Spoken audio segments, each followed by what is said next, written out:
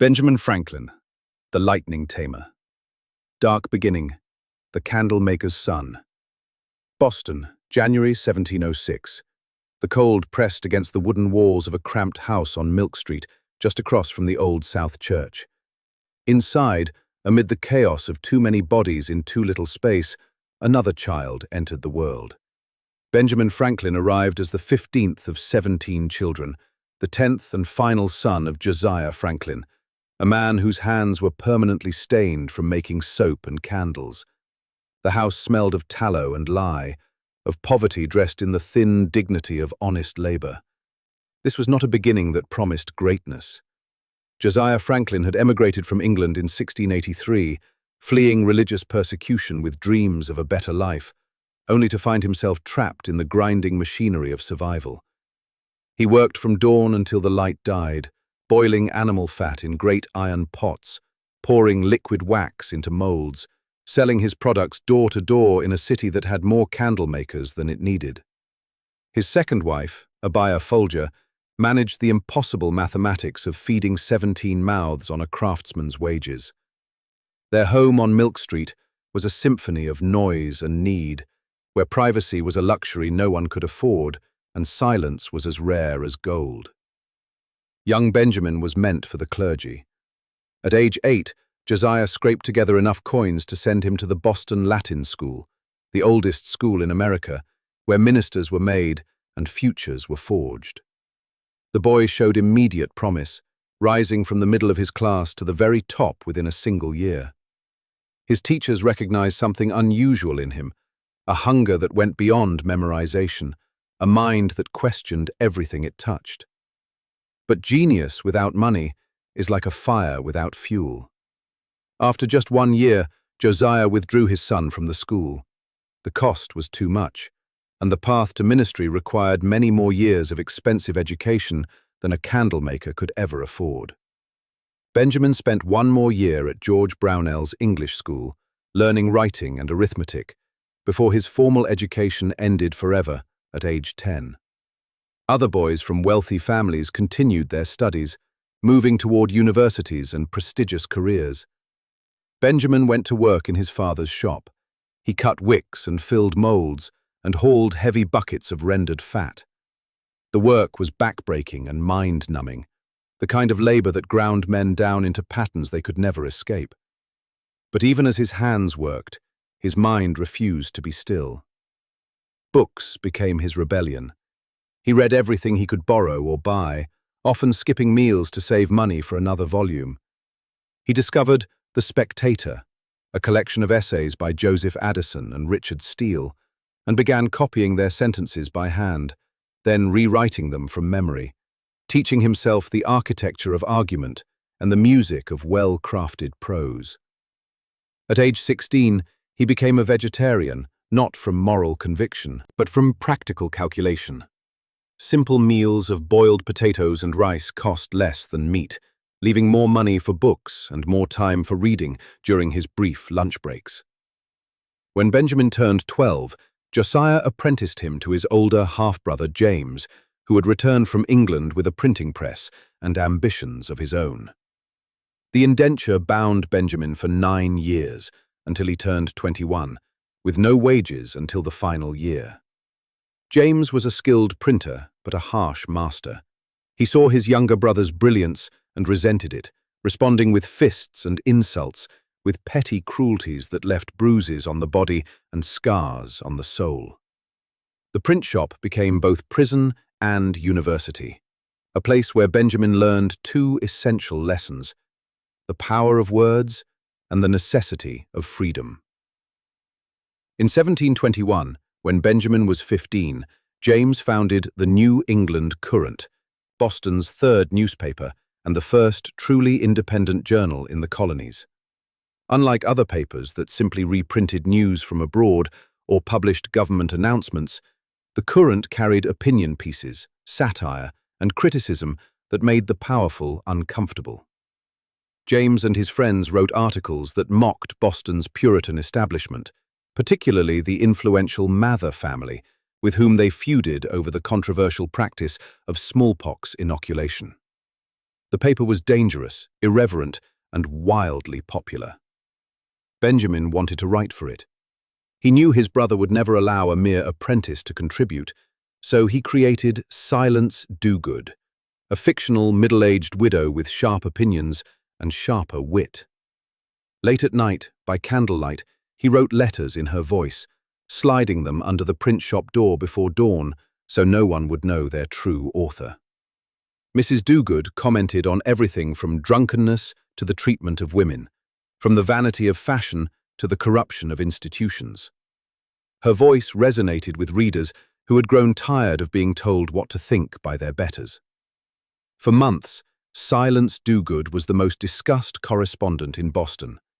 Men sent marriage proposals to the mysterious widow. Readers speculated endlessly about her identity. James and his friends praised her intelligence and welcomed each new letter with enthusiasm. 14 letters appeared over several months, each one building Benjamin's confidence, each one proving that a poor apprentice with no formal education could command the attention of an entire city through nothing but the power of his words. When the truth emerged, when James discovered that his celebrated correspondent was his teenage brother, the revelation brought not celebration, but rage. The younger Franklin had upstaged him in his own newspaper, had demonstrated talents that the master printer could not claim for himself. The beatings intensified. The relationship, never warm, turned poisonous. The conflict reached its breaking point in 1722, when James published content that Massachusetts authorities deemed offensive. They threw him in jail and forbade him from publishing the Courant any longer. To circumvent this ban, James secretly released Benjamin from his apprenticeship so the paper could be published under his brother's name instead. New, secret indentures were drawn up to keep Benjamin bound in private, but this created an unexpected opening. A few months later, after another violent dispute, Benjamin made his choice. He would run. Apprenticeship was illegal in colonial America. Society required everyone to have a place, a role, a master. Runaways fit nowhere, belonged to no one, threatened the social order itself. If caught, Benjamin could be forcibly returned, beaten, or worse. But staying meant accepting a life of submission to a man who would always see him as inferior, who would always respond to his brilliance with violence. At 17, with almost no money and few prospects, Benjamin Franklin chose the terrifying freedom of the unknown over the suffocating security of his brother's print shop. Convince a friend took a girl pregnant and needed to flee Boston before her family could force him to marry. The captain agreed to provide secret passage to New York. In the fall of 1723, Benjamin boarded a sloop and sailed away from everything he had ever known. He left behind his family, his trade, his city, and any chance of returning as long as James lived. The journey was short, but the distance was infinite. When the ship pulled away from Boston's harbor, the youngest son of a candlemaker was truly alone for the first time in his life, with nothing but his mind and his will to sustain him. New York offered no work. Benjamin walked and took boats south through New Jersey, arriving in Philadelphia after 3 days of hard travel, exhausted and nearly penniless. He had left Boston with $1 in his pocket and the clothes on his back. One of the most famous scenes in American literature describes his arrival in that October dawn. Benjamin Franklin walking up Market Street with 3 large, puffy rolls of bread, one tucked under each arm and the third in his mouth, passing the home of John Reed, where his future wife Deborah stood, watching this strange, dirty, ridiculous figure stumble past. He was 17 years old, broke, alone, and free. The Spark. Arrival and Awakening. Philadelphia in 1723 was not Boston. The city had been founded less than 50 years earlier by William Penn as a haven for Quakers and religious dissenters of all kinds. Where Boston was rigid and Puritan, Philadelphia was tolerant and diverse, home to Quakers, Mennonites, Anglicans, Catholics, and Jews living in an uneasy but functional peace. The city's population numbered around 2,500, small enough that a newcomer was noticed, but large enough to offer opportunities that smaller towns could not provide. It was a city on the rise, a major port and trading center where ambition mattered more than lineage. Benjamin found work quickly with Samuel Keimer, a printer of modest skills and considerable eccentricity.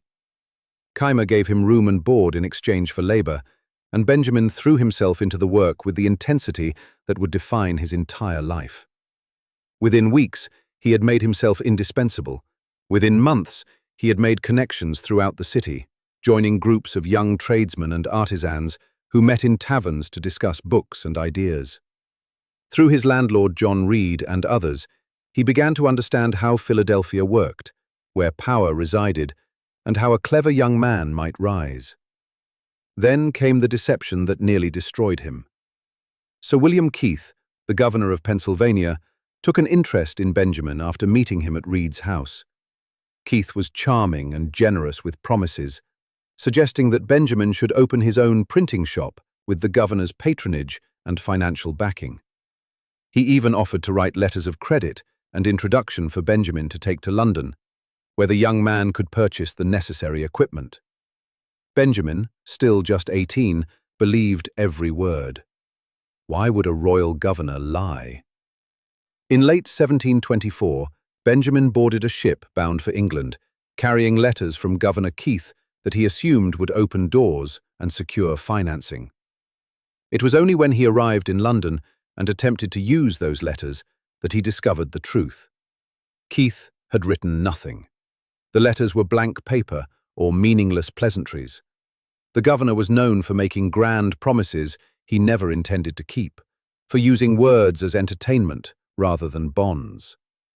Benjamin was stranded in London, thousands of miles from home, with no money and no prospects, the victim of a powerful man's casual cruelty.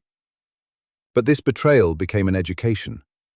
For the next 18 months, Benjamin worked in London's printing houses, first for Palmer's near Lincoln's Inn Fields, then for Watts's in Smithfield. He lived among printers and intellectuals, swimming in the Thames for exercise, reading voraciously, and absorbing everything the greatest city in the world had to teach a colonial boy with sharp eyes and a sharper mind. He learned new printing techniques, made useful connections, and discovered that he could hold his own intellectually with men who had far more formal education. London taught him that ability mattered more than birth, that talent could create opportunities where none existed before. By 1726, Benjamin had saved enough money to book passage back to Philadelphia. He returned not as the naive boy who had left, but as a man who understood how the world actually worked, who had learned that promises meant nothing without power, and that power came only to those who built it themselves. He found work again as a printer, saved his money, made plans, and waited for his moment. At age 22, in 1728, he and a partner opened their own printing shop. By 1729, he had bought out his partner and become sole owner of a thriving business. By 1730, at age 24, he had purchased the Pennsylvania Gazette and transformed it into the colony's most successful newspaper. The Gazette became Benjamin's platform for everything he believed and everything he wanted to accomplish. He filled it with news, essays, humor, and advertisements, writing much of the content himself under various pseudonyms. He made the paper indispensable to Philadelphia's merchants and politicians, to anyone who wanted to understand what was happening in Pennsylvania and beyond. Unlike his brother's provocative Courant, the Gazette was more measured in its criticisms, more strategic in its battles. Benjamin had learned to be effective rather than merely rebellious. In September 1730, Benjamin entered into a common-law marriage with Deborah Reed, the young woman who had watched him arrive years earlier with those absurd bread rolls. Her first husband had abandoned her and disappeared, leaving her unable to obtain a divorce and remarry legally. But Benjamin brought her into his home and life anyway, making their union permanent in every way except the legal formality that circumstances denied them. Deborah ran a general store alongside Benjamin's printing shop, selling fabric, soap, and household goods, while he managed the newspaper and a growing array of other projects. She was practical where he was visionary, grounded where he soared, the stable center around which his increasingly complicated life revolved. Punishments. In 1732, Benjamin launched Poor Richard's Almanac under the pseudonym Richard Saunders. Almanacs were hugely popular in colonial America, providing calendars, weather predictions, astronomical information, and various other useful content. But Benjamin's almanac was different. It was filled with wit, wisdom, and memorable sayings that mixed practical advice with philosophical insight. Early to bed and early to rise makes a man healthy, wealthy, and wise. A penny saved is a penny earned. Fish and visitors stink after 3 days. These maxims became part of American culture, repeated so often that many forgot they had an author. Poor Richard made Benjamin wealthy. The almanac sold thousands of copies each year throughout the colonies, and Benjamin's share of the profits grew substantially. But wealth for Benjamin was never an end in itself.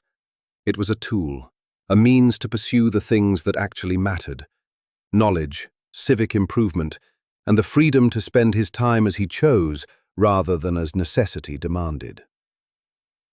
Quarterbacks in 1731, Benjamin founded the Library Company of Philadelphia, America's first subscription library. Members paid dues to purchase books that all could borrow, creating a collection far larger than any individual could afford.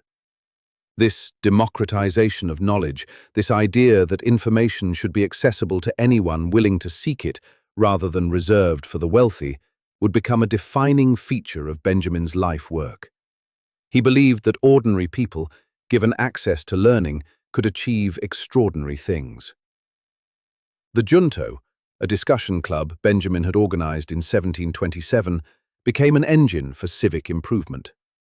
Its members, drawn from Philadelphia's ambitious young tradesmen and artisans, met weekly to debate moral and political questions and to devise ways to make their city better. From these meetings came proposals for paving streets, establishing a night watch for security, creating better fire protection, and founding institutions that would serve the public good. Benjamin understood something that many of his contemporaries did not: that a community's strength came not from the greatness of a few individuals, but from the intelligence and cooperation of the many. In 1736, Benjamin helped establish the Union Fire Company, Philadelphia's first volunteer firefighting organization.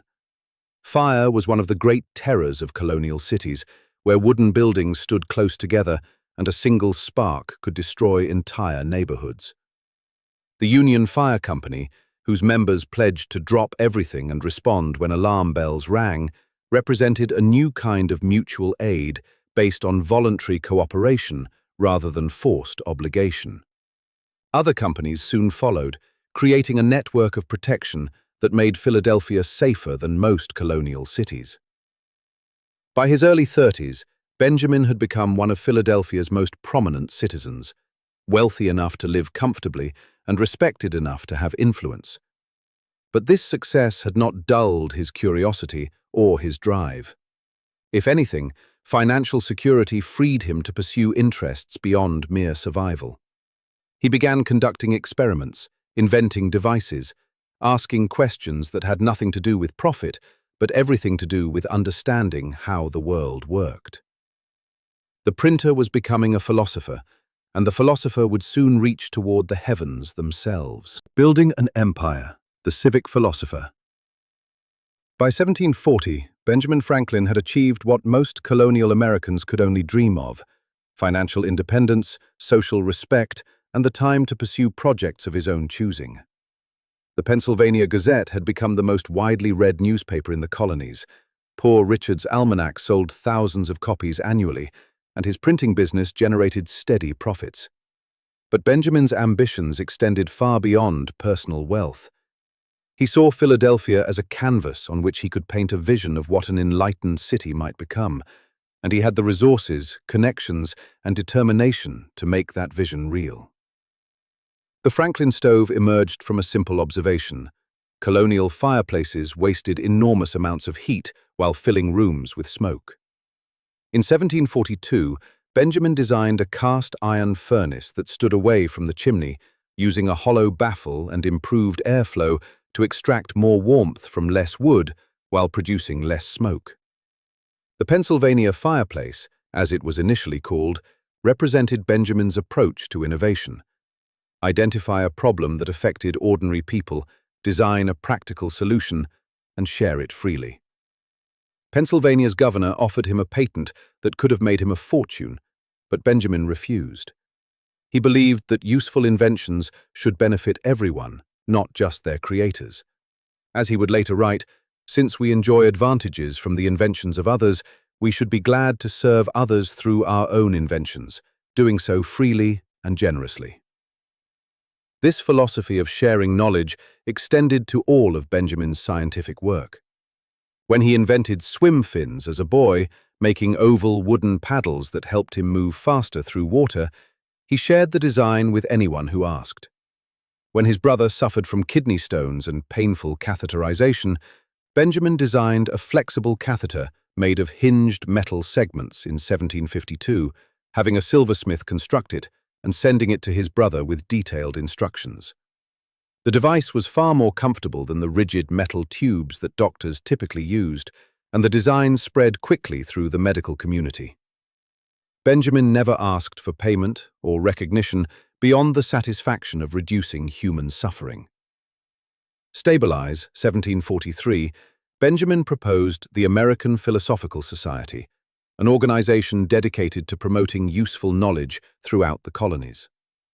The society would gather scientists, inventors, farmers, and thinkers to share discoveries, conduct experiments, and advance human understanding across all fields of inquiry. While the initial attempt struggled to gain traction, Benjamin's vision of a learned society that could compete with Europe's great institutions would eventually succeed, creating a forum where colonial minds could collaborate and innovate without seeking approval from overseas. Pennsylvania Hospital, founded in 1751 through Benjamin's partnership with Dr. Thomas Bond, represented another aspect of his civic vision. The colonies had no public hospitals, and the sick poor typically suffered without proper care or died in almshouses. Benjamin used his newspaper to advocate for the hospital, his connections to secure funding from the Pennsylvania Assembly, and his influence to convince wealthy Philadelphians to contribute. The hospital opened in 1752, providing care regardless of patients' ability to pay, a revolutionary concept that suggested society had obligations to its most vulnerable members. Benjamin's work as postmaster transformed colonial communication. Appointed Philadelphia's postmaster in 1737 and later Deputy Postmaster General for all of Britain's North American colonies in 1753, he reorganized routes, improved efficiency, and ensured that mail moved faster and more reliably than ever before. He personally surveyed roads between major cities, using an odometer attached to his carriage wheel to measure distances precisely. Under his management, the colonial postal system showed its first profits in 1761, proving that government services could be both effective and financially sustainable. The University of Pennsylvania, though it would not bear that name during Benjamin's lifetime, grew from his proposal in 1749 for an academy and charitable school in Philadelphia. Unlike Harvard and Yale, which were founded primarily to train clergy, Benjamin's institution would offer practical education across multiple subjects, teaching students skills they could use in commerce, science, and civic life. His curriculum emphasized English rather than Latin, modern subjects rather than ancient texts, and practical application rather than pure theory. Education, he believed, should prepare people for the world they would actually inhabit, not the world their teachers had known decades earlier. Through all of this work, Benjamin maintained his printing business, wrote constantly, and continued expanding his network of relationships. He joined the Freemasons, becoming Grand Master of Pennsylvania. He organized the first volunteer militia in Philadelphia's history when war with France threatened. He helped establish America's first fire insurance company. He promoted street paving, street lighting, and regular street cleaning. Every problem he identified received his attention, every need his consideration.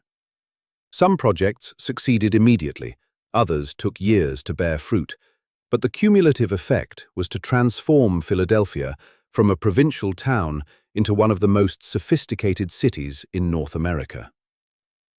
Benjamin's greatest fame, the achievement that would make him known throughout the Western world and bring him to the attention of kings and philosophers alike, came not from civic improvement, but from his investigations into a force that both terrified and fascinated the 18th century: electricity. The lightning tamer, touching the heavens.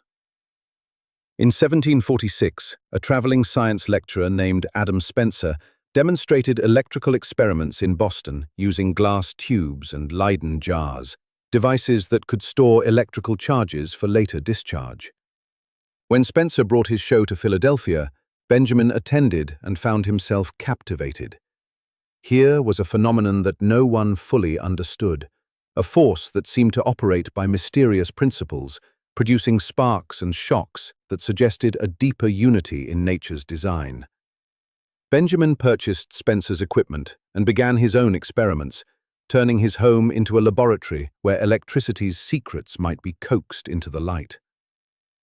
Electrical experimentation in the 1740s was part science and part entertainment, a curiosity that natural philosophers across Europe were just beginning to investigate systematically.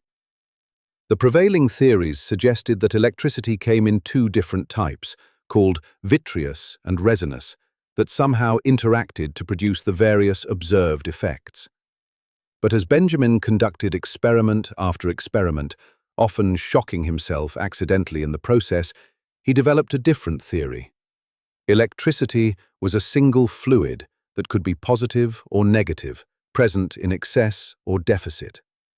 This single fluid theory, which he first proposed in letters to his friend Peter Collinson in London, represented a fundamental insight into electrical behavior. Benjamin designing that pointed conductors were far more effective at discharging electricity than blunt ones, a finding that would prove crucial for practical applications. He observed that Leyden jars could store substantial electrical charges that remained stable until released. He developed a comprehensive theory of electrical action that explained many previously puzzling phenomena. Collinson read Benjamin's letters before the Royal Society in London and arranged for their publication in 1751 as Experiments and Observations on Electricity. The book was translated into French, German, and Italian, making Benjamin Franklin suddenly famous throughout the scientific world. But Benjamin's most profound insight came from comparing electricity with lightning. In his experimental notes from November 1749, he listed 12 ways in which electrical fluid agreed with lightning. Both gave light, both struck with violent effects, both were conducted by metals, both could kill animals, both melted metals, both set fire to flammable substances, and on through a list of remarkable similarities. Then he asked the crucial question: if they agreed in all these particulars, was it not probable that lightning was simply a large-scale form of electrical discharge? And if so, could lightning be drawn from the clouds and controlled? In March 1750, Benjamin proposed using pointed metal rods to extract electrical fire from storm clouds, either proving that lightning was electricity or demonstrating that the two phenomena were fundamentally different. He suggested the sentry box experiment, a small shelter with a pointed rod extending upward, where an observer could safely attempt to draw sparks from approaching storms.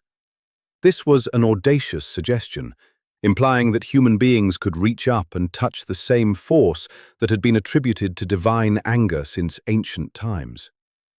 Benjamin waited for a suitable location in Philadelphia, planning to conduct the experiment from a church spire once construction was complete. But in France, Thomas François Dalibard read Benjamin's published proposal and decided to test it immediately. On May 10, 1752, at Marly-la-Ville near Paris, Dalibard successfully drew electrical sparks from a storm cloud using a 40-foot iron rod. Other European scientists quickly replicated the experiment. By the time Benjamin learned of their success, months had passed, and news traveled slowly across the Atlantic. Rather than wait for the church spire, Benjamin conceived a simpler method: a kite. In June 1752, on a day when storm clouds gathered over Philadelphia, Benjamin and his son William took a large silk kite with a pointed wire attached to its apex into an open field. They attached a metal key to the hemp string that held the kite, keeping a silk ribbon between the key and their hands for insulation.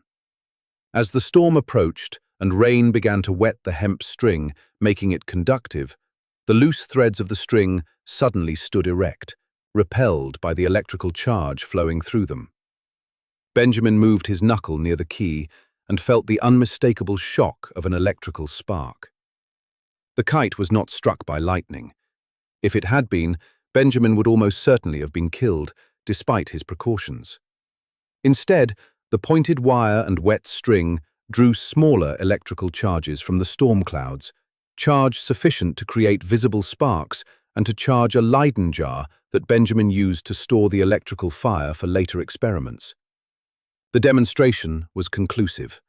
Lightning and electricity were the same phenomenon, and the terrible bolts that split trees and burned buildings were nothing more than nature's version of the sparks Benjamin could produce in his workshop. This discovery made Benjamin Franklin internationally famous. The Royal Society awarded him the Copley Medal in 1753, the highest honor then available to scientists, and elected him as a fellow. European intellectuals hailed him as a genius comparable to Newton, a man who had revealed one of nature's fundamental mysteries. The German philosopher Immanuel Kant called him the Prometheus of modern times, the Titan who had stolen fire from the gods and given it to humanity. The French statesman Anne Robert Jacques Turgot composed a Latin epigram that captured Benjamin's dual achievement in science and politics. He snatched lightning from the sky and the scepter from tyrants. But Benjamin's interests extended beyond mere understanding. The lightning rod, which he developed from his electrical theories, represented a practical application that saved countless lives and buildings. By placing pointed metal rods on roofs and running grounded wires down to the earth, buildings could be protected from lightning strikes. The electrical charge harmlessly dissipated into the ground rather than causing fires. The technology spread rapidly throughout the colonies and Europe, though some religious leaders objected that preventing lightning strikes was interfering with divine punishment. Benjamin responded with patient logic. If we built roofs to prevent rain from entering houses, were we not also interfering with God's will? Protection against natural disasters was simply prudent, not impious. Benjamin's other inventions continued to flow from his restless mind. As his eyesight weakened with age, he grew tired of switching between two pairs of glasses, one for distance and one for reading. In 1784, he designed bifocals, having an optician cut both pairs of lenses horizontally and combine them into a single set of spectacles with the distance lens on top and the reading lens on bottom. He sketched the design in a letter to his friend George Whatley, noting that the new glasses allowed him to see both his food and his dinner companion's facial expressions simultaneously, which helped him interpret their words in French social situations where every nuance mattered. The glass harmonica, though less practical, demonstrated Benjamin's appreciation for beauty as well as utility. He had observed musicians producing tones by rubbing wet fingers on the rims of wine glasses, an entertainment that produced ethereal, bell-like sounds.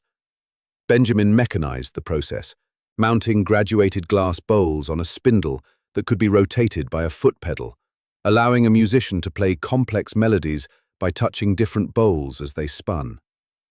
The instrument became briefly fashionable in Europe, with composers including Mozart and Beethoven writing pieces specifically for it. Throughout his scientific work, Benjamin maintained his principle of refusing patents or profit. He believed that knowledge belonged to everyone, that discoveries should be shared freely so all humanity could benefit. This philosophy made him beloved among European intellectuals, who saw in him a refreshing contrast to the self-interested commercialism that characterized so much of the age. Here was a colonial tradesman, a printer by profession, who had achieved scientific eminence through brilliance and hard work, while maintaining the generosity of spirit that they associated with the ancient philosophers. By 1757, when Benjamin was appointed Pennsylvania's agent to Britain and departed for London, he was no longer simply a successful printer and civic leader. He was one of the most famous scientists in the world, a man whose name commanded respect in royal courts and learned societies across Europe. This fame, this reputation for wisdom and innovation would prove invaluable in the political struggles to come. But in 1757, as he boarded the ship that would carry him across the Atlantic, Benjamin Franklin had no way to know that his scientific achievements were merely preparation for even greater challenges. Defending his beloved colonies against a British government that seemed determined to destroy the freedoms he held most dear. The road to revolution, the awakening. When Benjamin Franklin sailed for London in 1757, he went as Pennsylvania's agent to the British government, tasked with resolving long-standing disputes between the colony and the Penn family proprietors over taxation and governance. He was 51 years old, wealthy, famous, and optimistic about the British Empire's future. He believed that reasonable men could resolve their differences through discussion and compromise, that the interests of the colonies and the mother country were fundamentally aligned. He expected to return home within a few months, having negotiated a satisfactory settlement. He would not see Philadelphia again for 5 years, and when he did return briefly in 1762, it was only to prepare for another, even longer stay in London from 1764 to 1775. These years in Britain, nearly 18 years total, spanning 2 decades, transformed Benjamin Franklin from a loyal British subject into a revolutionary. The transformation was neither quick nor easy. It required the death of hopes, the betrayal of trust, and the recognition that the empire he had believed in no longer existed, if it ever had. Benjamin's early years in London were pleasant and productive. He lodged at a house on Craven Street near Trafalgar Square, becoming close friends with his landlady, Margaret Stevenson, and her daughter, Polly. He joined scientific societies, conducted experiments, travelled throughout England and Scotland, and made connections with influential intellectuals, including David Hume, Adam Smith, and Joseph Priestley. His fame as a scientist opened doors that would have remained closed to a mere colonial businessman, and he used those connections to advocate for Pennsylvania's interests and, increasingly, for the broader concerns of all the American colonies. In 1754, before his appointment as agent, Benjamin had attended the Albany Congress, a meeting of colonial representatives called to coordinate defense against French threats during what would become the 7 Years' War. At that Congress, Benjamin proposed the Albany Plan of Union, suggesting that the colonies form a unified government to handle common concerns while remaining loyal to Britain. The plan failed, rejected by colonial assemblies that feared losing their independence, and by British officials who saw no need for colonial unity. But Benjamin had created the "Join or Die" political cartoon, showing a snake cut into segments representing the colonies, with the warning that they must unite or perish. That image, initially designed to rally support for the British cause against France, would later be repurposed as a symbol of colonial unity against Britain itself. The first major crisis came with the Stamp Act of 1765. The British Parliament, facing enormous debts from the recently concluded 7 Years' War, decided that the American colonies should contribute to the cost of their own defense. The Stamp Act required colonists to purchase stamps for all legal documents, newspapers, playing cards, and various other printed materials, creating a direct tax that colonists had no voice in establishing. The colonies exploded in protest. No taxation without representation became the rallying cry, and mobs attacked stamp distributors throughout America. To understand the depth of colonial opposition, he had recommended a friend for the position of stamp distributor in Pennsylvania, a catastrophic misjudgment that nearly destroyed his reputation at home. His wife Deborah wrote that their house in Philadelphia was threatened by angry crowds, and she had prepared to defend it with weapons if necessary. Benjamin, horrified by what he had unwittingly helped cause, threw himself into the effort to repeal the act. Parliamentary 1766, he testified before the House of Commons in a masterful performance that demonstrated both his command of facts and his understanding of American attitudes. For 4 hours, he answered questions about colonial population, trade, taxation, and sentiment.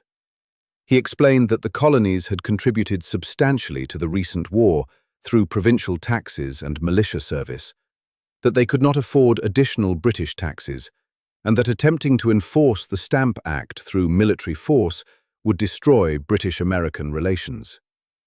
His testimony, widely reprinted in both Britain and America, helped turn the tide of opinion. Parliament repealed the Stamp Act in March 1766, though it simultaneously passed the Declaratory Act, asserting its right to legislate for the colonies in all cases whatsoever. Benjamin's reputation recovered in America, but the underlying conflict remained unresolved. Over the next decade, as Parliament tried various schemes to tax the colonies, while the colonies developed increasingly sophisticated resistance, Benjamin found himself caught between two worlds. In London, he represented Massachusetts, New Jersey, and Georgia, in addition to Pennsylvania, making him the most prominent American voice in Britain. He testified before Parliament multiple times, wrote articles and satires in British newspapers, and worked tirelessly to find some compromise that would preserve the empire. But he was increasingly swimming against a tide of British arrogance and colonial anger that compromise could not contain. Unauthorized came in December 1773 with the Hutchinson Letters affair. Benjamin had obtained private letters written by Thomas Hutchinson, the royal governor of Massachusetts, and Andrew Oliver, the lieutenant governor, to British officials. The letters suggested that colonial freedoms should be restricted and that military force might be necessary to maintain British control. Benjamin sent the letters to Boston, where they were published and caused a sensation, confirming colonial suspicions that their British-appointed governors were actively working against their interests. The British government was outraged. Benjamin was accused of stealing the letters and violating the trust of private correspondence. In January 1774, he was summoned before the Privy Council and subjected to a brutal public humiliation. For over an hour, Solicitor General Alexander Wedderburn attacked Benjamin's character, calling him a thief and a liar, while the assembled lords and officials laughed and jeered. Benjamin stood silently through the entire ordeal, his face impassive, refusing to give his tormentors the satisfaction of seeing him break. Days later, he was stripped of his position as Deputy Postmaster General, losing both the income and the official status that had made his work possible. This public humiliation crystallized something in Benjamin that years of political frustration had been building toward. He was 68 years old, near the end of what most men would consider a productive life, and the British government had treated him with contempt, despite his decades of loyal service and his international fame. If this was how Britain treated its most distinguished colonial subject, how could ordinary colonists expect justice or respect? The empire Benjamin had believed in, an empire of law and reason, where talent and virtue were rewarded regardless of birth, did not exist. Perhaps it never had. For more than a year after the humiliation, stealing for some breakthrough that would prevent the catastrophe he saw approaching. But in April 1775, news arrived that British troops had fired on colonial militia at Lexington and Concord in Massachusetts. The war had begun. Benjamin made hurried preparations to leave, knowing that if he delayed, he might be arrested and charged with treason. On March 21, 1775, he departed London for the last time, sailing toward Philadelphia and an uncertain future. Psychologist, he arrived home on May 5, 1775, after being away for more than 10 years. Philadelphia welcomed him as a hero, but this was not a return to comfortable retirement. The Pennsylvania Assembly elected him as a delegate to the Second Continental Congress the very next day. At age 69, suffering from gout and other ailments that made every movement painful, Benjamin Franklin began the most dangerous work of his life, helping to create a nation where none had existed before, knowing that failure would mean death on the gallows and success would require winning a war against the world's most powerful empire. The architect of independence, building a nation. The Second Continental Congress met in Philadelphia's Pennsylvania State House, the building that would later be called Independence Hall, in an atmosphere of controlled chaos. Delegates from 12 colonies gathered to coordinate a war effort that had begun before any formal declaration, to manage armies that existed more in theory than in practice, and to somehow transform 13 separate, often quarrelsome colonies into a unified force capable of facing British military might. Benjamin Franklin, the oldest delegate and the only one with extensive experience in both colonial and British politics, found himself appointed to every critical committee. His wisdom was needed everywhere. His connections could open doors that remained closed to others, and his international reputation might convince foreign powers that the American cause was serious and worth supporting. Condemned Congress created a postal system to enable communication between the colonies, and Franklin was appointed the first Postmaster General of what would become the United States. He served on committees dealing with currency, military affairs, diplomatic relations, and countless other concerns. Every question seemed to require immediate attention. Every decision carried enormous consequences, and the work was exhausting for a man of his age and declining health. But Franklin never complained, never suggested that younger men should bear the burden. He had spent too many years advocating for colonial rights to step aside now that those rights were being claimed through force of arms. The most momentous work came in June 1776, when Congress appointed a committee of 5 to draft a formal declaration explaining why the colonies were seeking independence. The committee consisted of Benjamin Franklin of Pennsylvania, John Adams of Massachusetts, Thomas Jefferson of Virginia, Robert Livingston of New York, and Roger Sherman of Connecticut. They represented different colonies, different political philosophies, and different visions of America's future, but they shared the understanding that the document they produced would determine whether the revolution succeeded or failed, whether other nations would recognize the American cause or dismiss it as an internal British rebellion. The committee quickly agreed that Thomas Jefferson should write the first draft. Jefferson was 33 years old, a brilliant writer with a gift for capturing complex ideas in elegant prose. For more than 2 weeks, he worked on the draft, consulting with Adams and Franklin about structure and content, but primarily working alone in his rented rooms, trying to articulate principles that would justify revolution not just to other colonists, but to the world.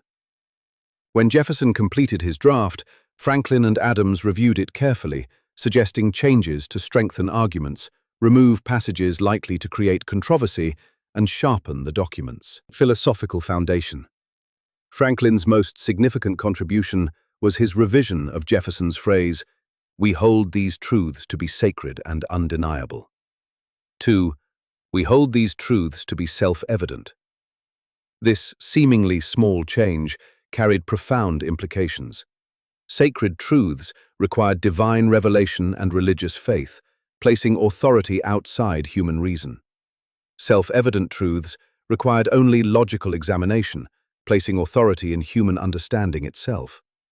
Franklin's edit made the Declaration a product of Enlightenment philosophy rather than theological doctrine, grounding American independence in natural law, accessible to all people, regardless of religious belief. Franklin also softened Jefferson's harsh condemnation of the British people, recognizing that diplomatic relations might someday need to be restored and that permanently alienating potential allies served no purpose. He approved the removal of Jefferson's passionate attack on the slave trade, understanding that while the passage might satisfy some colonists, it would enrage the southern colonies, whose economies depended on enslaved labor. The final document, while primarily Jefferson's work, bore Franklin's diplomatic touch in its restraint and its focus on principles rather than personal grievances. On July 2, 1776, Congress voted for independence.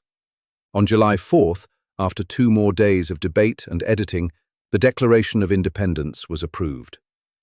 The signing ceremony probably occurred on August 2nd, though some signatures were added even later.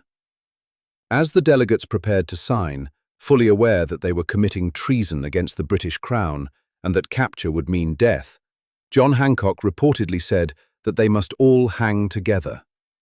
Franklin is alleged to have replied with grim humor, "Yes, we must indeed all hang together, or most assuredly, we shall all hang separately." The story may be apocryphal, but it captured the terrible reality that every man who signed that document was gambling his life, his fortune, and his sacred honor on the uncertain outcome of a war they were far from certain to win. Franklin Rush was the only person who would sign all 3 of the founding documents of American independence: the Declaration of Independence in 1776, the Treaty of Paris in 1783, and the Constitution in 1787. This unique distinction reflected his central role in the Revolution's success. But in July 1776, the Treaty of Paris was 7 years in the future, and the Constitution 11. The immediate reality was that Congress had declared independence without the military means to defend it, without the financial resources to sustain a war effort, and without any formal allies to provide assistance. The British Army was the finest in the world. The British Navy controlled the seas, and Britain's economic power dwarfed anything the colonies could muster. The Revolution's success depended on securing foreign aid, and that meant convincing France, Britain's traditional enemy, to support the American cause. France had every reason to want British power diminished, but it had no reason to waste resources on a rebellion that might collapse within months. The Continental Congress needed to send someone to France who could navigate the complexities of European diplomacy, who could present America as a serious nation rather than a collection of rebellious colonists, and who had the intelligence and charm to convince French officials that supporting America was in France's strategic interest. In October 1776, of 3 commissioners to France. He was 70 years old, suffering from painful gout and kidney stones, and facing an ocean voyage that could kill him even if British warships did not intercept his vessel and execute him for treason. His wife, Deborah, had died in 1774 while he was still in London, and he was leaving his daughter Sarah and her family, perhaps for the last time. His son, William, the royal governor of New Jersey, who had assisted with the kite experiment years earlier, had remained loyal to Britain and was now imprisoned by the Patriots. The Revolution had torn Benjamin's family apart, as it had torn the empire itself. Position to France was too important to decline. Benjamin's scientific fame made him perhaps the only American whom European intellectuals would take seriously. His diplomatic experience was unmatched among American leaders. If anyone could win French support, it was Franklin. On October 27, 1776, he departed Philadelphia aboard the continental sloop Reprisal, accompanied by his 2 grandsons, 17-year-old William Temple Franklin, who would serve as his secretary, and 7-year-old Benjamin Franklin Bache, called Benny, whom he would place in a French school. 5 weeks through storms and threat of British capture. Franklin was seasick much of the time, his body protesting the hardship even as his mind remained focused on the work ahead. On December 3, 1776, the reprisal anchored at the French port of Nantes, and Benjamin Franklin, the candlemaker's son from Boston, stepped onto European soil to begin the diplomatic mission that would determine whether the United States of America would become a reality or remain merely an audacious dream. The diplomat, conquering Paris. Benjamin Franklin's arrival in France in December 1776 occurred at the lowest point of the American Revolution's first year. George Washington's army had been routed in New York, was retreating across New Jersey in disarray, and seemed on the verge of total collapse. Philadelphia, the Continental Congress's seat and America's largest city, appeared certain to fall to British forces. European observers gave the rebellion virtually no chance of success. Into this desperate situation stepped a 70-year-old American printer whose only weapons were his fame, his intellect, and his profound understanding of human nature. France received Franklin as it might receive a visiting monarch or philosopher king.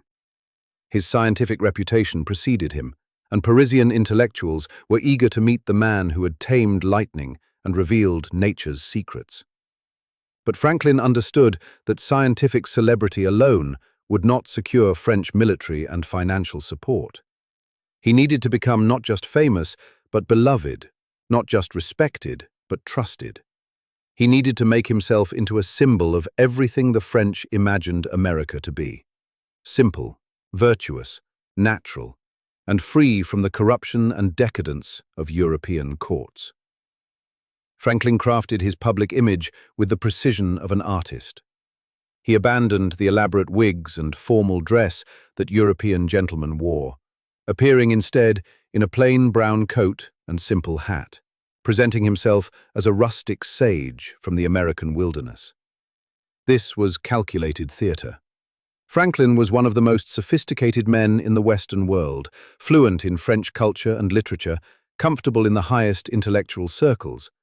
But he understood that the French wanted to see in him their Enlightenment ideal of the noble savage, the natural man untainted by artificial civilization. He gave them exactly what they wanted, while using that image to advance America's interests. He established himself in Passy, in a house provided by Jacques Donatien Le Ray de Chaumont, a wealthy Frenchman sympathetic to the American cause. The house became a center of intellectual and social activity, with visitors arriving constantly to meet the famous Dr. Franklin. French ladies competed for his attention and affection. Artists begged to paint his portrait. His face appeared on medallions, snuff boxes, rings, and even chamber pots.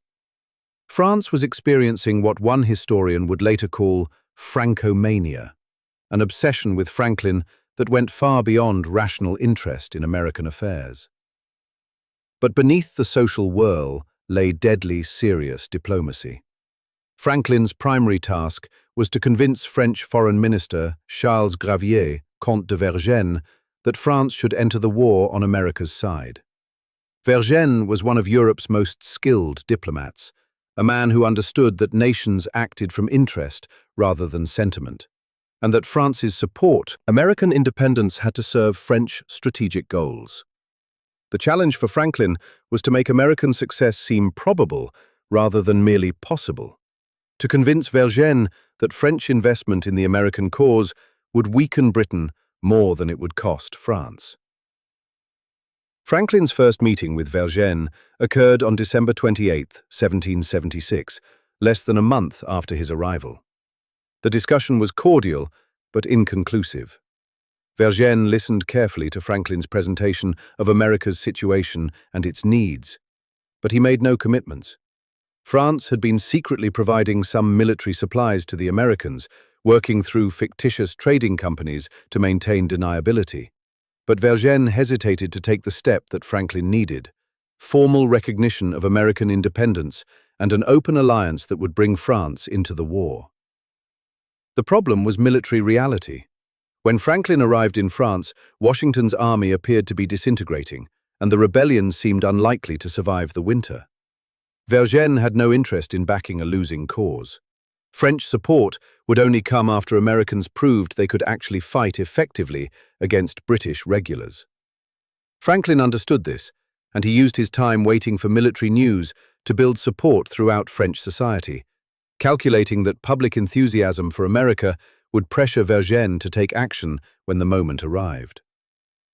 The diplomatic situation was complicated by Franklin's fellow commissioners. Silas Deane had been in France since 1776, working to secure supplies and attempting to recruit European military officers for American service. He was energetic, but financially careless, and rumors circulated that he was profiting personally from his official position. Arthur Lee, the third commissioner, was paranoid and suspicious, convinced that both Deane and Franklin were corrupt. Lee wrote letters to Congress accusing his colleagues of malfeasance, creating divisions among the American representatives at the worst possible time. Franklin largely ignored the internal conflicts, focusing on his relationship with Vergennes and French officials, rather than engaging in disputes with Lee. In late 1777, after 11 months of patient work without dramatic results, Franklin faced a dangerous moment. A British agent named Paul Wentworth approached him with proposals for reconciliation, suggesting that the American colonies could receive substantial self-governance while remaining within the British Empire. Franklin listened, but made clear that full independence was non-negotiable. He also ensured that word of these British overtures reached Vergennes, subtly suggesting that if France did not act soon, America might have no choice but to seek peace with Britain. Then, in early December 1777, news arrived that changed everything. American forces under General Horatio Gates had surrounded and captured an entire British army at Saratoga, New York. General John Burgoyne and more than 6,000 British soldiers had surrendered in October, a stunning victory that demonstrated American military capability. When Franklin learned of Saratoga, he immediately informed Vergennes, knowing that this was the moment he had been waiting for. An American victory of this magnitude proved that the revolution was viable, that British forces could be defeated, and that French support would not be wasted on a lost cause. Vergennes moved quickly. On December 17, 1777, he officially informed Franklin that France recognized the United States as an independent nation. On February 6, 1778, representatives of France and America signed two treaties: the Treaty of Alliance, which pledged mutual defense if either nation came under British attack, and the Treaty of Amity and Commerce, which established trade relations and recognized American sovereignty. These treaties represented Franklin's greatest diplomatic triumph. Without formal French recognition and the promise of military support, American independence would likely have remained impossible. With them, the revolution became a genuine war between great powers rather than merely an internal British conflict. Foreground the treaty signing, Franklin was appointed Minister Plenipotentiary, making him America's sole official representative to France. For the next 7 years, he would manage the complex relationship between the two nations, securing loans that kept the Continental Army supplied, coordinating military operations, handling endless requests from Americans seeking French assistance, and maintaining French enthusiasm for a war that often seemed to be going badly. The work was exhausting and often frustrating. Congress sent Franklin requests that were impossible to fulfill, massive shopping lists that included frigates, ships of the line, tens of thousands of uniforms, and countless other supplies that France could not provide, even if it wanted to. Franklin's home in Passy was besieged by visitors, and French custom required that he receive them all, invited or not. Americans arrived constantly seeking commissions in the Continental Army or loans for private ventures. French citizens appeared hoping to meet the famous philosopher. Spies from multiple nations attempted to learn American secrets or plant disinformation. The daily grind of diplomacy left little time for the scientific work Franklin had once enjoyed, little space for the leisure that a man of his age and accomplishments might reasonably expect. His relationship with John Adams, who arrived in France in 1778 as an additional commissioner, was particularly difficult. Adams was brilliant, hard-working, and intensely patriotic, but he fundamentally misunderstood French culture and resented Franklin's popularity. Adams wrote in his diary that Franklin spent all his time at dinners and parties, amusing himself with the wealthy rather than working for American interests. Adams failed to understand that in France, politics and pleasure were inseparable, that the dinners and salons where Franklin charmed French aristocrats were where real diplomatic work occurred. Franklin's seemingly effortless social success concealed years of careful cultivation, strategic relationships, and the patient building of trust that made French officials willing to risk their treasury on American independence. Despite their personal friction, Franklin and Adams worked together when necessary. As the war dragged on, both men recognized that securing French financial support was becoming increasingly difficult. France had provided loans equivalent to roughly $20 billion in modern currency, and the French treasury was approaching bankruptcy. King Louis XVI's government could not continue subsidizing American independence indefinitely without risking its own fiscal collapse. The breakthrough finally came in October 1781 with news of Yorktown. General Washington, supported by French forces under Comte de Rochambeau and a French fleet under Admiral de Grasse, had trapped British General Cornwallis on the Virginia Peninsula and forced his surrender.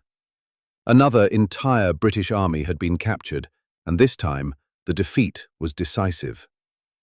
Britain's government recognized that continuing the war would be futile, and peace negotiations began.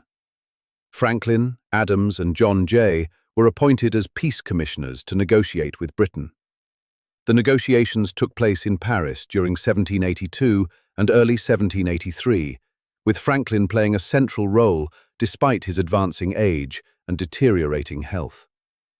The American commissioners were instructed to consult with France throughout the process, but they ultimately negotiated separately, worried that France might pressure them to accept terms that served French interests more than American ones. This decision technically violated the Treaty of Alliance, and Vergennes was furious when he learned of it, but Franklin smoothed over the breach with his usual diplomatic skill, and French-American relations survived the betrayal. The preliminary treaty was signed on November 30th, 1782, and the final Treaty of Paris on September 3rd, 1783. Britain recognized American independence and sovereignty, ceded territory extending from the Atlantic Ocean to the Mississippi River and from the Great Lakes to Florida, and agreed to withdraw all British forces from American soil. The United States of America had won its independence, and Benjamin Franklin's name appeared on the treaty alongside those of John Adams and John Jay, the three men who had negotiated America's entry into the community of nations. Franklin had accomplished what seemed impossible. He had convinced Europe's most powerful monarchy to support a republican revolution. He had secured financial and military aid equivalent to billions of modern dollars. He had maintained French commitment through years of military setbacks and congressional incompetence. He had negotiated a peace treaty that gave the United States far more territory than military victories alone had secured. He had done all of this while suffering from chronic gout, kidney stones, and the various afflictions that age brings, working through pain that would have driven most men to their beds. By 1785, Franklin was 79 years old and desperate to go home. He had been away from America for 9 years, away from his daughter and grandchildren, away from Philadelphia and all the places he loved. He submitted his resignation multiple times before Congress finally accepted it. In July 1785, he departed France amid scenes of enormous affection, with French officials and friends expressing genuine grief at losing the man who had charmed their nation. Queen Marie Antoinette gave him her personal miniature portrait set in diamonds. His friends held farewell dinners where many wept openly. Even King Louis XVI expressed regret at Franklin's departure. The journey home was painful and difficult, but when Franklin's ship arrived in Philadelphia on September 14, 1785, the city erupted in celebration. Bells rang, cannons fired salutes, and crowds lined the streets to welcome home the man who had helped secure their freedom. Franklin was exhausted, ill, and looking forward to the retirement he had earned many times over. He was 80 years old, and surely his work was done. But America had one more service to demand of him, and despite his age and infirmities, Benjamin Franklin would not refuse. The final convention, the elder statesman. The confederation that had won independence was failing to govern effectively. The Articles of Confederation, America's first constitution, had created a weak central government with no power to tax, no authority to regulate commerce between states, and no executive to enforce the few laws Congress could pass. Each state operated almost as an independent nation, creating its own currency, imposing its own tariffs, and sometimes threatening military action against its neighbors. Debt from the Revolutionary War remained unpaid. Foreign nations refused to negotiate seriously with a government that might not exist the following year, and some regions seemed on the verge of chaos. In May 1787, 55 delegates from 12 states gathered in Philadelphia for what was officially called a convention to revise the Articles of Confederation. Rhode Island, suspicious of any attempt to strengthen central authority, refused to send representatives. The delegates met in the Pennsylvania State House, the same building where the Declaration of Independence had been signed 11 years earlier, though this time with windows shut and doors guarded to ensure secrecy. They had decided that free debate required privacy, that delegates needed to speak honestly without worrying about public reaction to preliminary proposals that might later be modified or abandoned. Benjamin Franklin, at age 81, was by far the convention's oldest delegate. The youngest, Jonathan Dayton of New Jersey, was 26, making Franklin more than 3 times his age. George Washington, at 55, seemed young by comparison. Franklin's body was failing. Gout made walking excruciating, kidney stones caused constant pain, and he tired easily. On days when the weather was poor, he was carried to the State House in a sedan chair carried by prisoners from the Walnut Street jail, sparing him the agony of walking several blocks from his home. Despite his physical limitations, Franklin's presence carried enormous weight. He was the only delegate whose fame extended throughout the Western world, the only man present who had negotiated with European monarchs and won their respect. His scientific achievements gave him a reputation for wisdom that transcended politics. His long experience in both colonial and national government, his years observing British Parliament, and his understanding of how different types of political systems functioned made his judgment valuable, even when his body could not keep pace with younger men. Franklin would have been the natural choice to serve as the convention's president, the position that went to George Washington. But Franklin himself intended to nominate Washington for that role, understanding that Washington's military leadership and personal integrity made him the ideal figure to guide the proceedings. On May 25th, the convention's opening day, Franklin was unable to attend due to poor weather and declining health. The Pennsylvania delegation nominated Washington on Franklin's behalf, and the nomination was accepted unanimously. The convention's work proceeded through the summer of 1787, with debates often becoming heated and positions sometimes seeming irreconcilable. The central question was representation. How should states be represented in the national legislature? Large states argued for representation based on population, which would give them more power. Small states demanded equal representation regardless of size, fearing that populous states would dominate and ignore smaller states' interests. For weeks, the dispute threatened to tear the convention apart, with some delegates threatening to leave if their positions were not accepted. Confrontation 8th, after a particularly bitter series of exchanges, Franklin rose to address the convention. He proposed that each day's session begin with prayer, noting that during the Revolutionary War, Congress had opened each meeting with prayers for divine guidance. Franklin himself was not conventionally religious, and some delegates suspected his suggestion was a tactical move to calm passions rather than a sincere appeal for supernatural intervention. The motion failed, partly because the convention had no funds to hire a chaplain, and partly because delegates feared that suddenly calling for prayers would signal to the public that the convention was in crisis. Pennsylvania's intervention achieved its goal. The delegates paused, tempers cooled, and when debate resumed, the tone was more measured. Franklin was appointed to a grand committee, with one representative from each state present, tasked with finding a compromise on representation. He proposed that representation in the House of Representatives be based on population, with one representative for every 40,000 inhabitants, while the Senate would have equal representation, with each state sending the same number of senators regardless of size. This Connecticut Compromise, sometimes called the Great Compromise, eventually became the basis for the Constitution's legislative structure. Throughout the summer, Franklin worked to bridge divides and find common ground. He was not a major author of the Constitution's text. James Madison deserves primary credit for the document's structure and much of its language.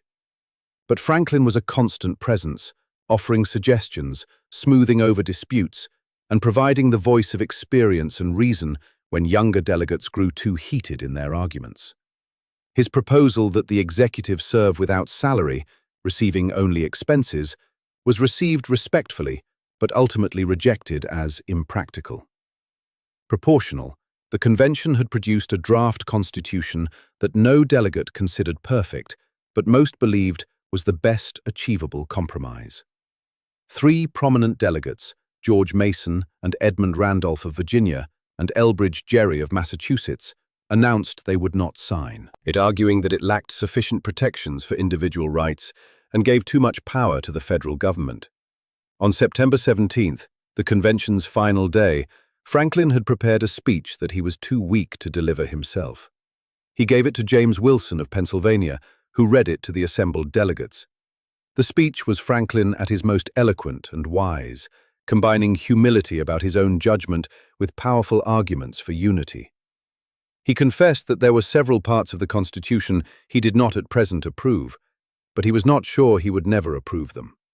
Having lived long, he had experienced many times being obliged by better information or fuller consideration to change opinions even on important subjects that he once thought right, but found to be otherwise.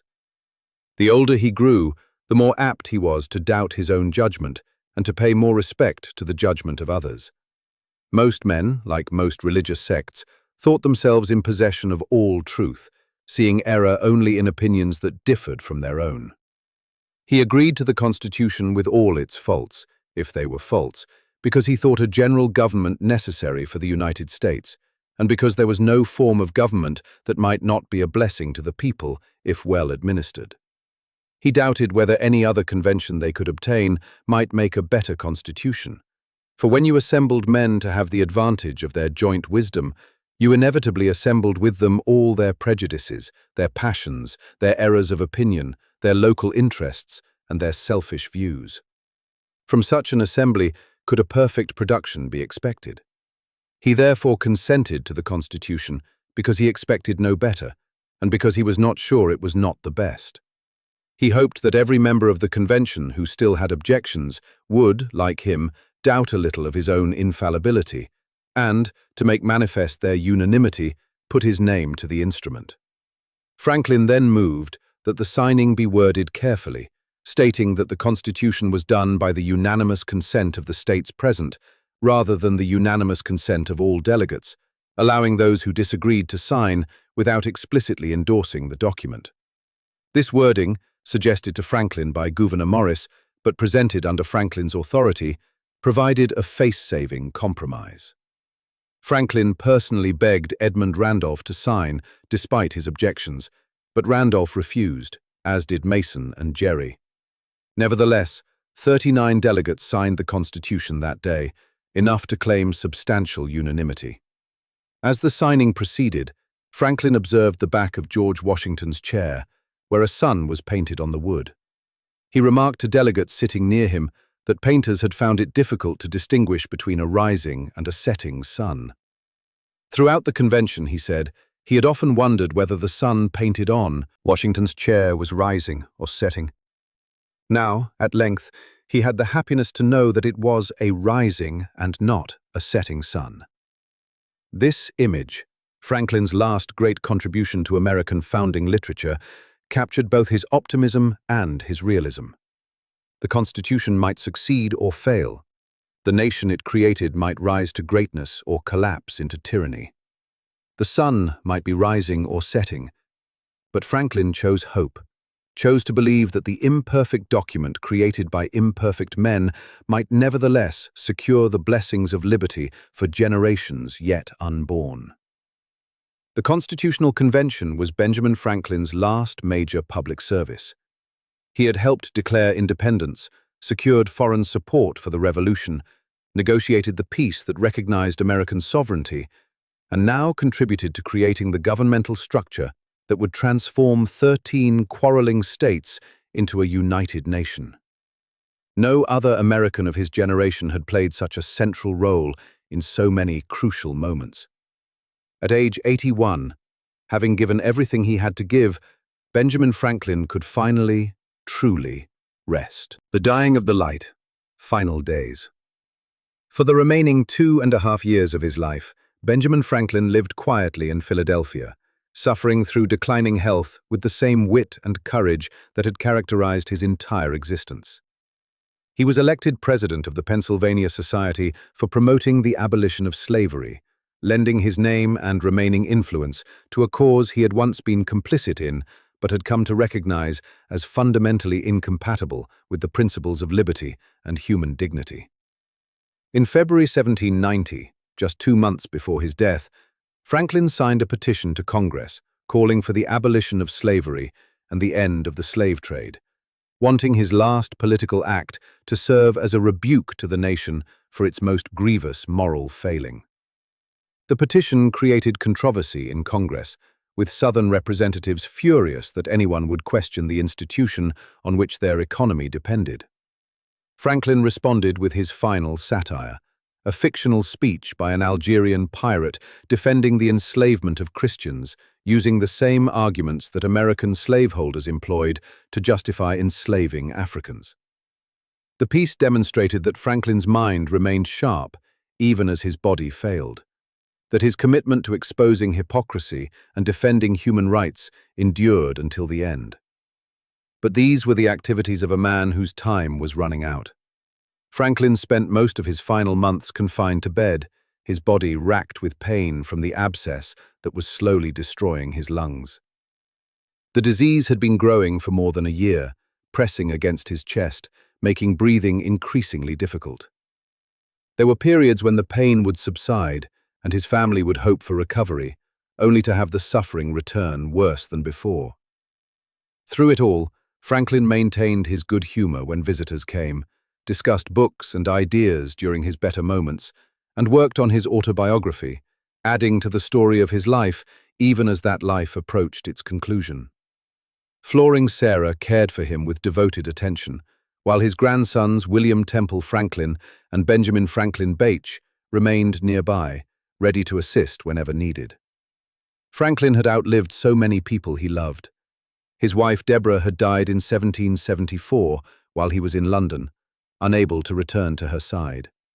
His son Francis Folger had died of smallpox at age 4, a loss that Franklin had never entirely recovered from.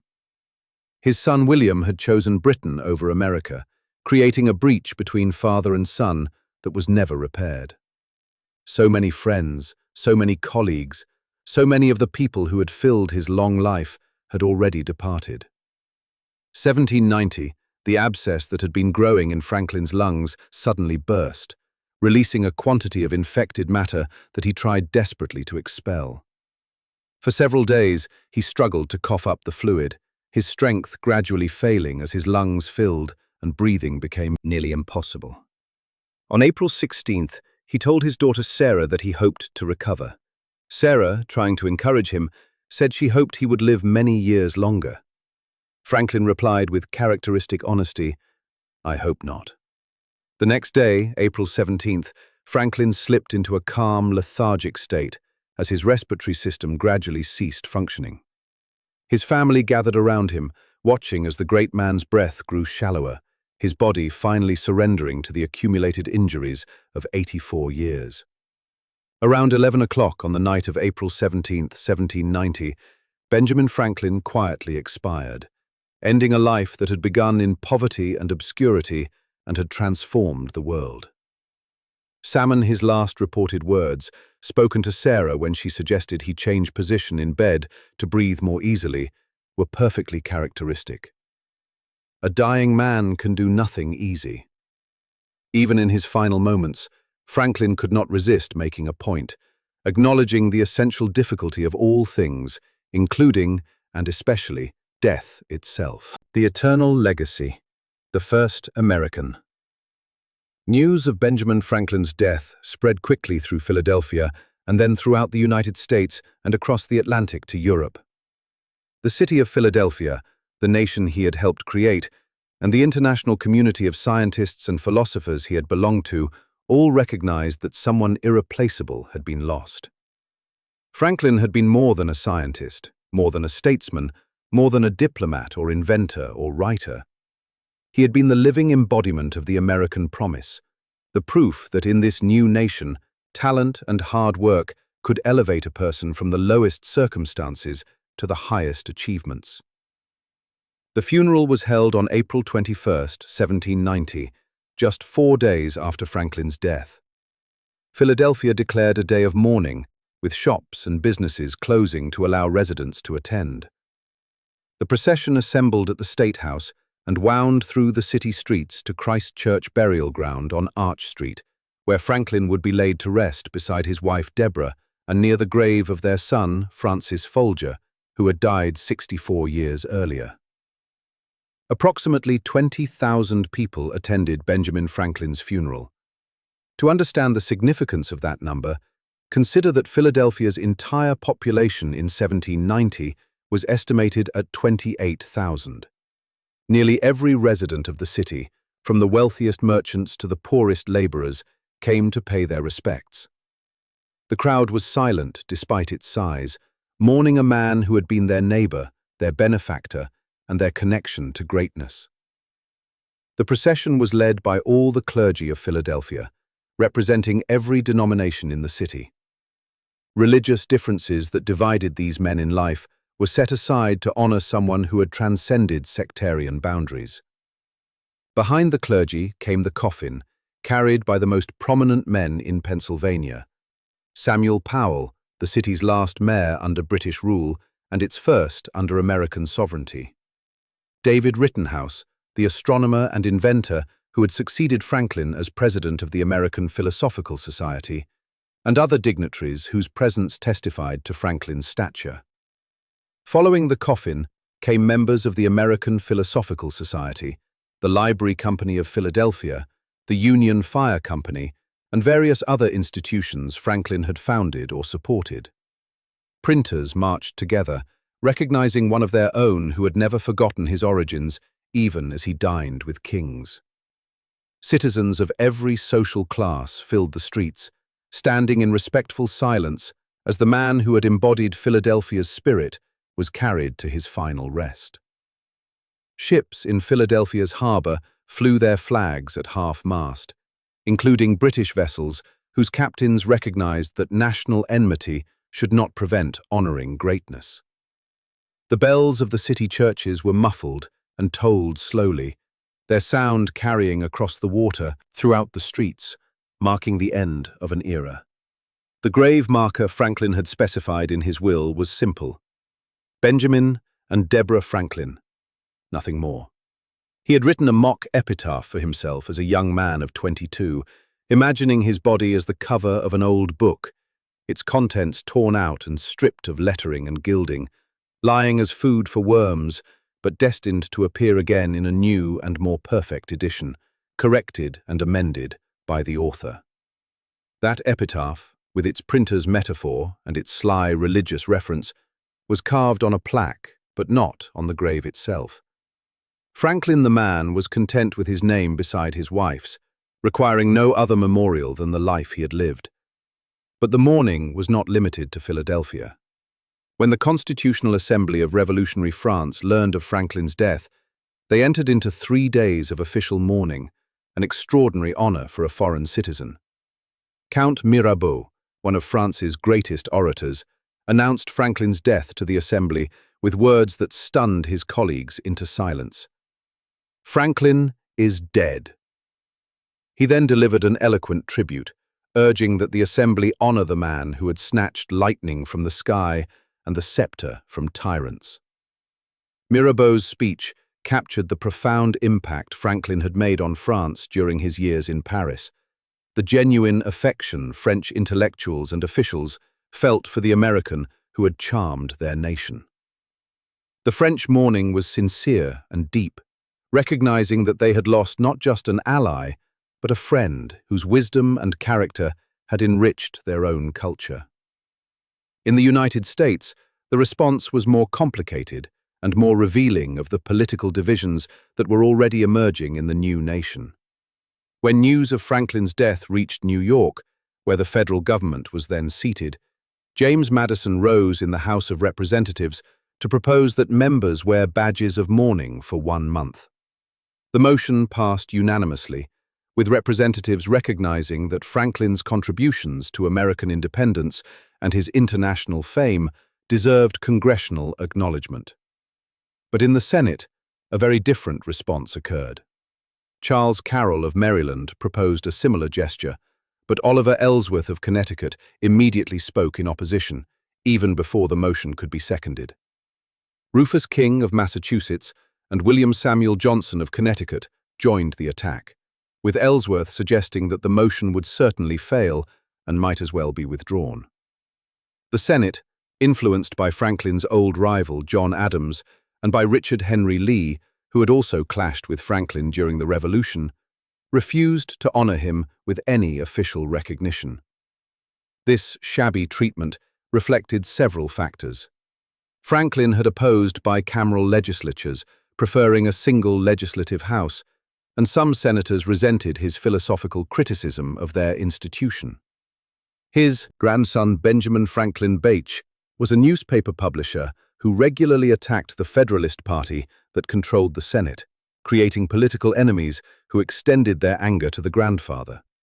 And personal jealousies lingered, with Adams's dislike of Franklin poisoning the Senate's deliberations.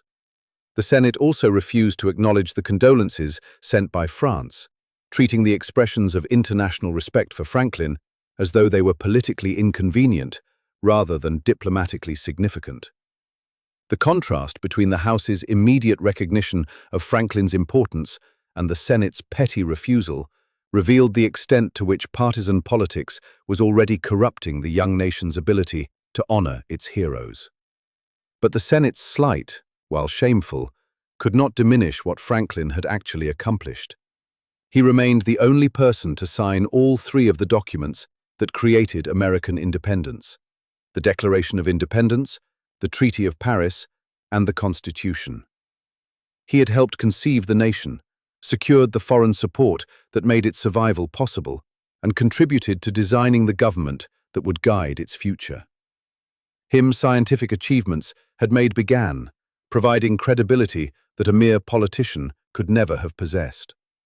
The lightning rod, still used today in essentially the form Franklin designed, has saved countless buildings and lives over the past 2.5 centuries. Bifocals, though now manufactured with modern materials and techniques, follow the same principle Franklin developed when he grew tired of switching between 2 pairs of glasses. His observations about electricity, his theories about heat transfer, his work on ocean currents, and his countless other scientific investigations advanced human knowledge across multiple fields. The institutions he founded continued to shape American life long after his death. The Library Company of Philadelphia remained one of America's greatest collections of books and manuscripts. Pennsylvania Hospital continued providing care to those who needed it, regardless of their ability to pay. The University of Pennsylvania became one of the nation's leading educational institutions. The American Philosophical Society remained the premier learned society in the United States. The volunteer fire companies he helped inspire became the model for community-based emergency response throughout America.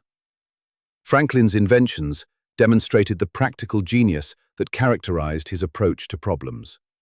The Franklin stove, though later modified and improved, established the principle that heating devices should maximize heat output while minimizing fuel consumption and smoke production. The glass harmonica brought beauty into the world, allowing musicians to create sounds that had never been heard before. His swim fins, flexible catheter, and countless other small innovations made daily life better for ordinary people, which had always been Franklin's goal. Condemned most importantly, Franklin had lived a life that proved America's founding promise. He was born into poverty, the youngest son of a candle maker who could barely support his 17 children. He received less than 2 years of formal education. He ran away from an abusive apprenticeship with almost no money and few prospects. Yet, through intelligence, hard work, curiosity, strategic thinking, and unwavering commitment to self-improvement, he had risen to dine with kings, negotiate with ministers, and help create a nation. This was not just Franklin's achievement, but America's. The society he helped build was one where talent mattered more than birth, where education was available to those who sought it, where cooperation and mutual aid could create opportunities that individual effort alone could never produce.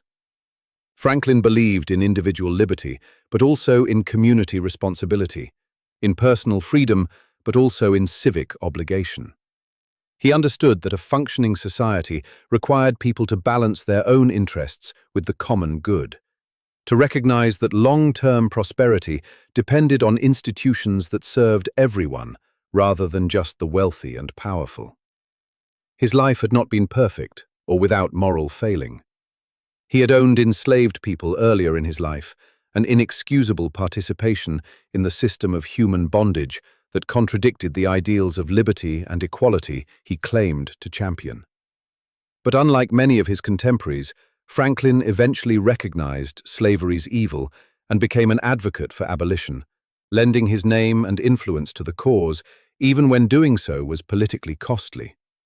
His final petition to Congress, calling for the end of slavery just 2 months before his death, represented his understanding that America could never fulfill its promise while enslaving millions of human beings.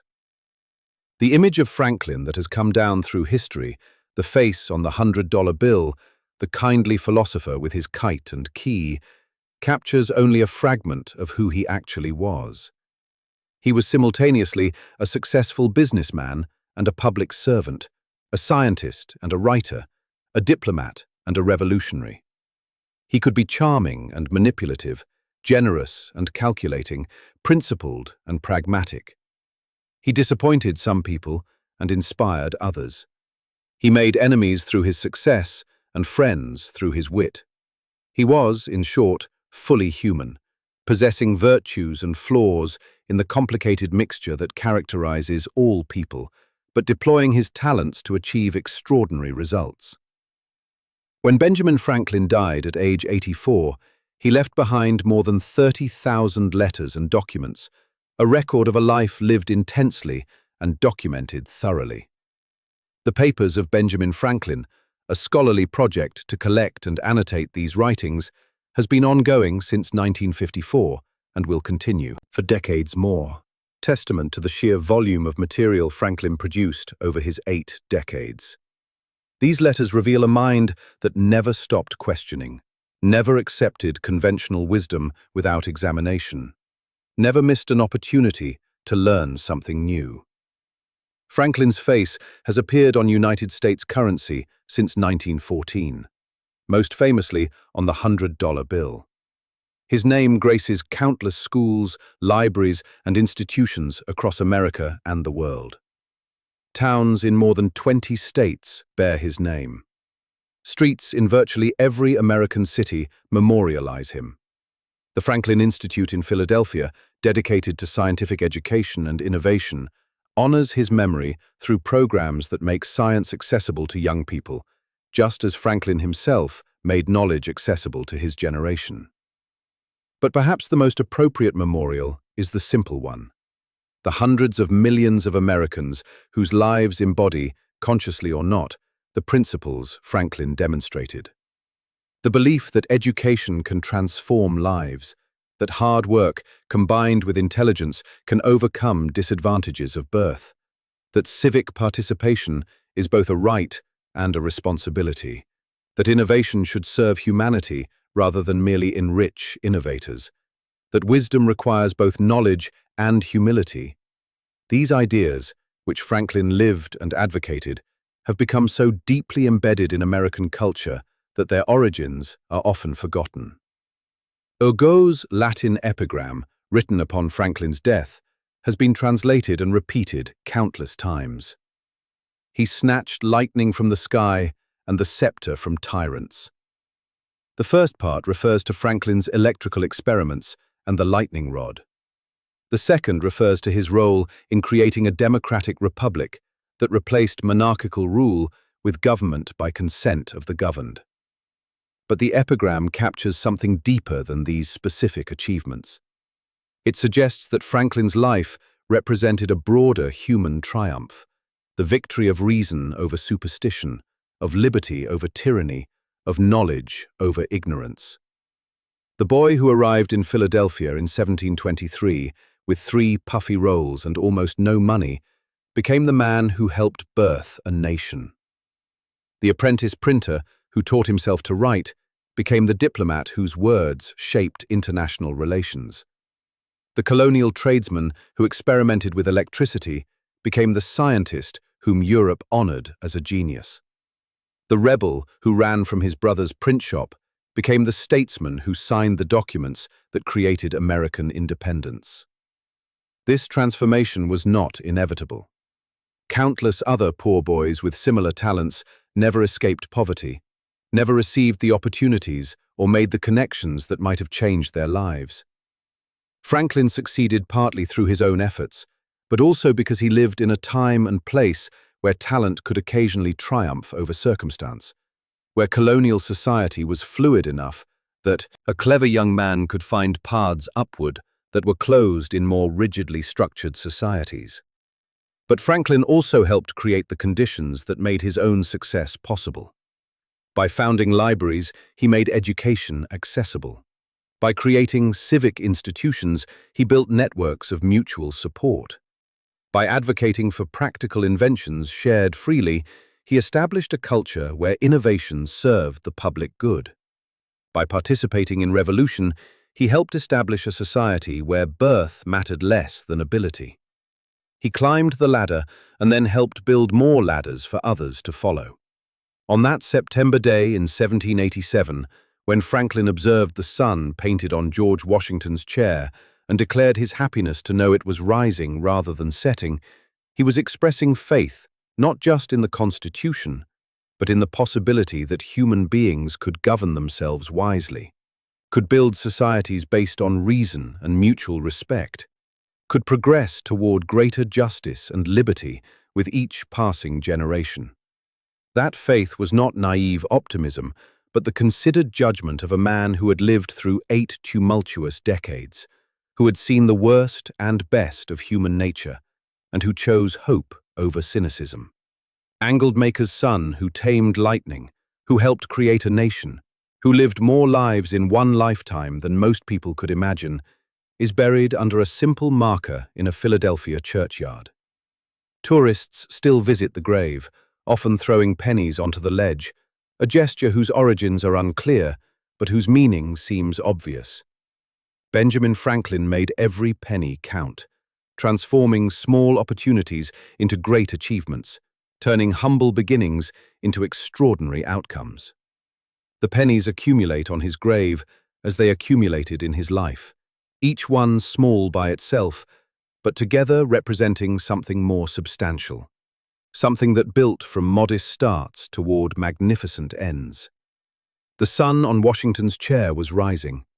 Benjamin Franklin had spent his entire life ensuring that it would, and nearly 2.5 centuries after his death, as America continues its long, imperfect journey toward the ideals he helped articulate, that sun has not yet set.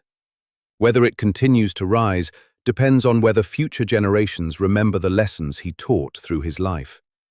That liberty requires responsibility, that knowledge should be shared, that innovation should serve humanity, that wisdom requires humility, that greatness is achieved through service, and that a nation conceived in ideals must work constantly to live up to them. The lightning he tamed still illuminates the sky. The nation he helped create still strives toward the promise of its founding. And the example he set, the life he lived from darkness to light, from powerlessness to power, from obscurity to immortality, still inspires those who believe that where you start need not determine where you finish. That talent and determination can overcome obstacles that seem insurmountable, and that one person, working with dedication toward purposes larger than personal gain, can change the course of human history. Benjamin Franklin snatched lightning from the sky. He helped snatch tyranny's scepter from kings. And in doing so, he illuminated a path that countless others have followed since, each carrying forward the torch he helped light, each extending the revolution he helped begin, each proving once again that the American promise, however imperfectly realized, remains worth pursuing. The rising sun continues its arc across the heavens, casting light on the nation Franklin helped create, guided by the principles he championed, aspiring toward the ideals he articulated. This is his legacy. This is his gift. And this is why, more than 2 centuries after his death, Benjamin Franklin remains what he was called in his own lifetime, the first American.